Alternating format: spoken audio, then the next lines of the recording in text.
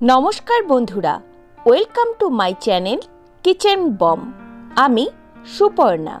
बंधुरा आज के आमी शेयर करब बान माछ कषा।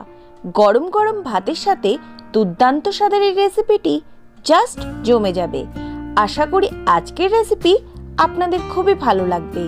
ভালো লাগলে একটা লাইক করে দেবেন, কমেন্ট বক্সে জানাবেন কেমন লেগেছে। চলুন শুরু করি আজকের রেসিপি। বন্ধুরা এখানে আমি 500 গ্রাম বান মাছ নিয়ে নিয়েছি। বান মাছের মাথা আর লেজের অংশ বাদ দিয়ে আমি এইভাবে কেটে নিয়েছি। মাছ ম্যারিনেট করার জন্য দিয়ে দিলাম হাফ টেবিল চামচ লবণ, হাফ টেবিল চামচ হলুদ গুঁড়ো। এবার দিয়ে দেব 1 টেবিল চামচ জিরে আর ধনে বাটা।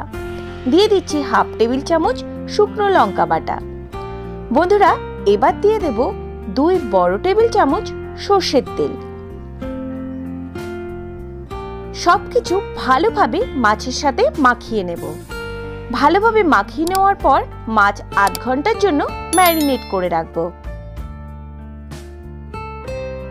বন্ধুরা গ্যাস ওভেন অন করে একটা কড়াই বসিয়ে নিয়েছি। তাতে দিয়ে দেব 2 বড় টেবিল চামচ সরষের তেল। তেল ভালোভাবে গরম হয়ে গেলে দিয়ে দেব হাফ টেবিল চামচ গোটা জিরে। এবার দিয়ে দেব 2টো তেজপাতা। বন্ধুরা দিয়ে দিচ্ছি গোটা গরম মশলা, 2টো শুকনো লঙ্কা যেটা আমি মাঝখান থেকে ছিঁড়ে নিয়েছি। সবকিছু 30 সেকেন্ড মতো ভালো করে ভেজে দিয়ে দেব একটা বড় সাইজের পেঁয়াজ কুচি। পেঁয়াজ কুচি দিয়ে আরো 2 মিনিট ভালোভাবে ভেজে নেব। বন্ধুরা এই সময় গ্যাসের ফ্লেম আমি মিডিয়ামে রেখেছি। এবার দিয়ে দেব হাফ টেবিল চামচ রসুন বাটা, হাফ টেবিল চামচ আদা বাটা, 1 টেবিল চামচ পেঁয়াজ বাটা। সবকিছু ভালো করে মিশিয়ে 3 থেকে 4 মিনিট ভালোভাবে কষিয়ে নেব। এবার এর ভিতরে দিয়ে দেব একটা বড় সাইজের টমেটো কুচি। টমেটো কুচি দিয়ে সামান্য লবণ দিয়ে দেব যাতে টমেটোটা খুব ভালোভাবে গলে যায়। টমেটো যখন খুব ভালোভাবে কষানো হয়ে যাবে, টমেটোগুলো গলে যাবে, তখন এর ভেতরে দিয়ে দেব আগে থেকে ম্যারিনেট করে রাখা মাছের পিসগুলো। সবকিছু ভালো করে মিশিয়ে নেব।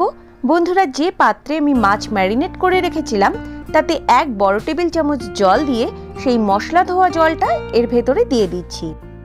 একটা ঢাকনা দিয়ে ঢেকে 5 মিনিট রান্না করে নেবার পর ঢাকনাটা খুলে আর একবার সবকিছু ভালো করে মিশিয়ে নেব। তারপর আরও 5 মিনিটের জন্য ঢাকনা দিয়ে ঢেকে রান্নাটা হতে দেব। এই সময় গ্যাসের ফ্লেম আমি লোতে রেখেছি। বন্ধুরা দেখতে পাচ্ছেন রান্নাটা প্রায় শেষের দিকে, তেল বেরিয়ে গেছে, মাছের থেকে মাছ খুব ভালোভাবে রান্না হয়ে গেছে। এবার এর ভেতরে দিয়ে দেব হাফ টেবিল চামচ গোলমরিচ গুঁড়ো। এবার দিয়ে দেব 1 বড় টেবিল চামচ গরম মশলা বাটা। গরম মশলা বাটা দিয়ে গ্যাস ওভেন বন্ধ করে একটা ঢাকনা দিয়ে ঢেকে রাখবো। তারপরে আপনাদের সার্ভ করে দেখাবো। বন্ধুরা তৈরি হয়ে গেল ভীষণই সহজ পদ্ধতিতে খুব কম সময়ে দুর্দান্ত স্বাদের বান মাছ কষা। গরম গরম ভাতের সাথে এরকম একটা রেসিপি জাস্ট জমে যাবে। আশা করি আজকের রেসিপি আপনাদের খুবই ভালো লাগবে। ভালো লাগলে একটা লাইক করে দেবেন, কমেন্ট বক্সে জানাবেন কেমন লেগেছে।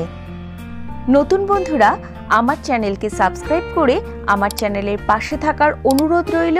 ভালো লাগলে একটা লাইক করে দেবেন, কমেন্ট বক্সে জানাবেন কেমন লেগেছে। আমি এখানে ধনেপাতা দিয়ে সাজিয়ে নিয়েছি, আপনারা আপনাদের পছন্দ মতো সাজিয়ে এটি সার্ভ করবেন। ধন্যবাদ বন্ধুরা, ভালো থাকবেন, সুস্থ থাকবেন।